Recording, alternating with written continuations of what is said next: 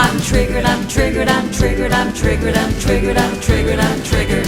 I've lost my mind and gone offline. I'm triggered, I'm triggered, I'm triggered. What's up, everybody, and welcome to another episode of The Trigger Effect. I'm Red Wolf, and I'll be your host. I'm triggered, I'm triggered, I'm triggered, I'm triggered, I'm triggered, I'm triggered, I'm triggered. I've lost my mind and gone offline. I'm triggered, I'm triggered, I'm triggered. Today's episode, Prince Andrew and his friendship with Jeffrey Epstein. Enjoy. We turn next to a controversy shaking Britain's royal family. More controversy about his links with a convicted paedophile. A woman has alleged in papers filed in Florida that she was forced to have sex with Andrew when she was 17. Any suggestion of impropriety with underage minors is categorically untrue. He knows exactly what he's done, and I hope he comes clean about it. I think it's hard to look at that picture and say that you had no idea that she was young. Prince Andrew has been besieged by questions about his 12-year friendship with Jeffrey Epstein, a convicted sex offender who took his own life earlier this year in a New York jail.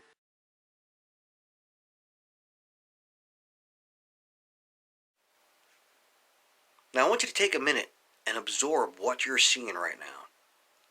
Prince Andrew, whose worth is about $100 million on the books, a high-ranking member of the royal British family, has a 12-year relationship and is hanging out with a convicted pedophile who's known to deal in sex trafficking of children, you know? Think about that. Okay, let's jump on over to the interview between Prince Andrew and the BBC. And for those of you that don't know this, the BBC itself has been implicated in many, many cases of child sexual abuse. I'll be showing you that later, but you can look it up yourself in the meantime. Let's jump ahead to the interview. This woman, Virginia Roberts, now Virginia Giuffre, claims she was a victim of sex trafficking. She alleges she had sex with the prince 3 times, once in an orgy on Epstein's private island.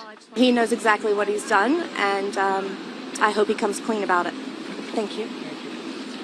Now Prince Andrew says he has come clean about it in an interview with the BBC. I have no recollection of ever meeting this lady. Of course he's going to say that. Nope, don't remember. Doesn't ring a bell. Nope, sorry. Nope, don't ever remember sticking my dick in that young girl. Nope. Last month, after a detailed analysis of flight logs and the court circular, Channel 4's Dispatches programme established that it was likely the infamous photograph of Andrew with his arm round 17-year-old Virginia Roberts was likely to have been taken on March the 10th, 2001, at Epstein's friend Ghislaine Maxwell's Belgravia townhouse.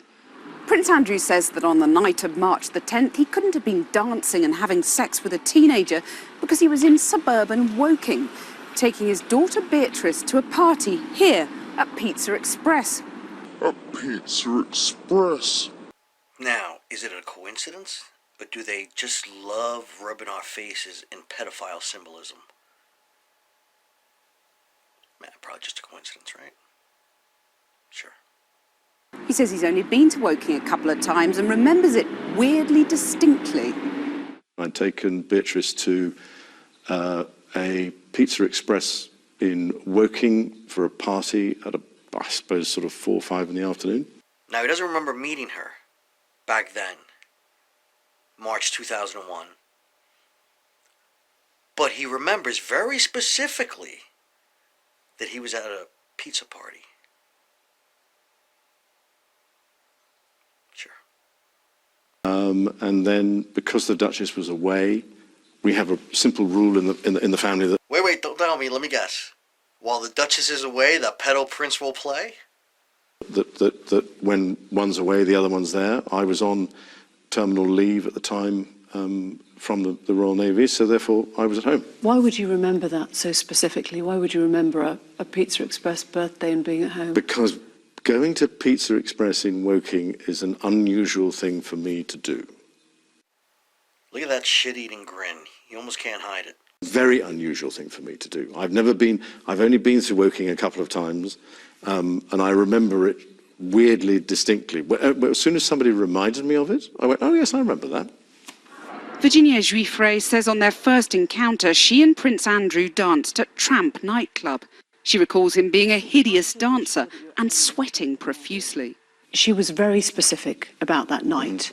She described dancing with you and you profusely sweating, and that she went on to have bath, possibly. There's a slight problem with the sweating because I have a peculiar medical condition, which is that I don't sweat, or I didn't sweat at the time, and that was, oh, actually, yes, I didn't sweat at the time because I had suffered what I would describe as an overdose of adrenaline in the Falklands War when I was shot at, and I simply, it was almost impossible for me to sweat, and it's only because I have done a number of things in the recent past that I'm starting to be able to do that again.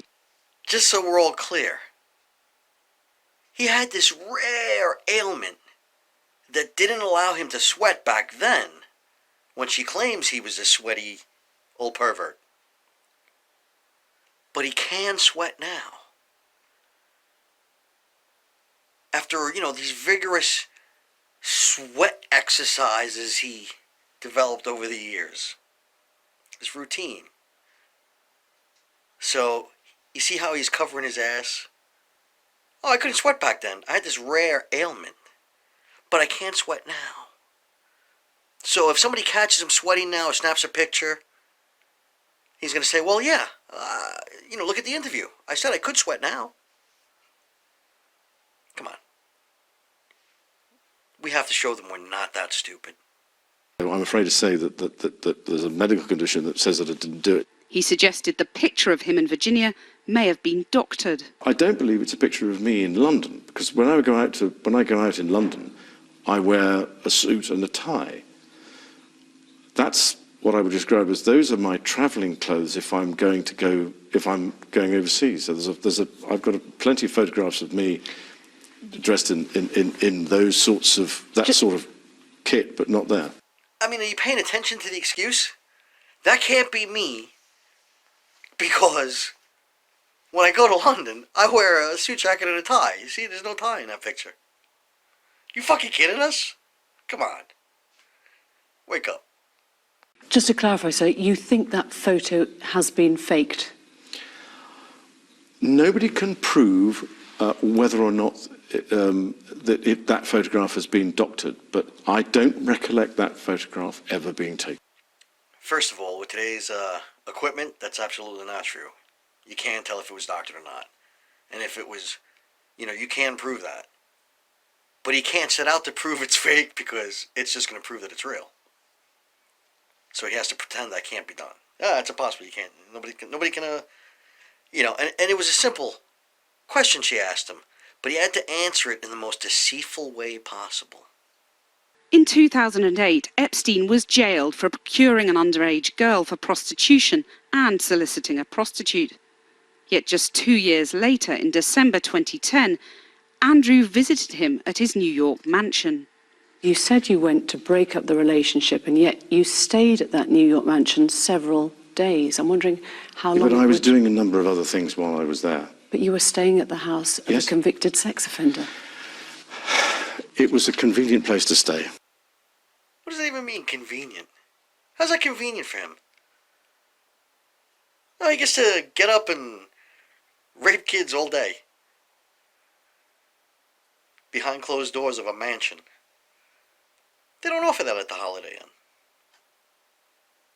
Inn. I've gone through this in my mind so many times, but at the time I felt it was the honourable and right thing to do. I had to go and see him. I had to stay with him and stay in the house. I could easily have gone and stayed somewhere else, but sheer convenience of being able to get a hold of the man was.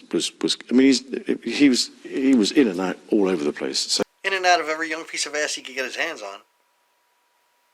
So getting him in one place for a period of time to actually have a long enough conversation to say, look, these are the reasons why I'm not going to. And that happened on the walk. You following the excuses? It's a hard man to get a hold of, so, I couldn't waste my time calling him. So I just stayed at his place and wait till he had time to see me. Come on. Stop it. Survivors of sexual violence say they're appalled at Andrew's failure to show any sympathy for Epstein's many victims. Royal watchers say in striving to answer questions, he's only raised many more. Do I regret the fact that he has quite obviously conducted himself in a manner unbecoming? Yes. Unbecoming? He was a sex offender. Yeah, I'm sorry, I'm being polite, in the sense that he was a sex offender. Now, there's been a rumor going around saying that there is missing footage from this interview. Based on his body language and the way he's talking, I think that missing footage might have gone something like this. One of Epstein's accusers, Virginia Roberts, has made allegations against you. She says she dined with you, danced with you. She went on to have sex with you, to have bath, possibly. There's a slight problem with the sex, because I have a peculiar medical condition, which is that I have a very timely, PP, but that's just the way it is. So it's impossible for me to have sex with somebody. I'd love it, but I'm afraid I can't. I'm just not in a position to do so because I'm. But that's very difficult to be able to prove. So that's the best explanation I can give you. Your Royal Highness, thank you. Thank you very much indeed. Peace. I lost my mind and